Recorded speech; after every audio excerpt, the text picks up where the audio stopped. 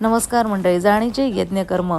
गणपती बाप्पा मोरया. गणपती बाप्पांचं आगमन झालं आणि म्हणता म्हणता आता विसर्जनाची वेळ पण जवळ आलेली आहे.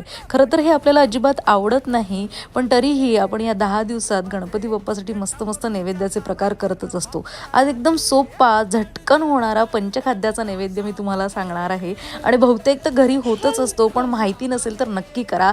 खूप सोपा आणि खूप रुचकर आहे. तर याच्यासाठी घ्यायचं आहे सुकं खोबरं, खसखस आणि ते दोन्हीही छान आपल्याला खरपूस भाजून घ्यायचं. अगदी छोटीशी कृती आहे.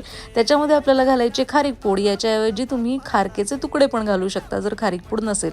ही आहे खडी साखर, थोडीशी कुटून घ्यायची आहे आणि हे आहे खजूर. ख पासून असणारे 5 साहित्य आपण एकत्र करायचे की आपला नैवेद्य तयार आहे, पंचखाद्य.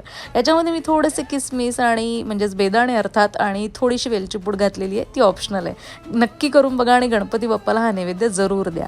गणपती बाप्पा मोरया. नमस्कार.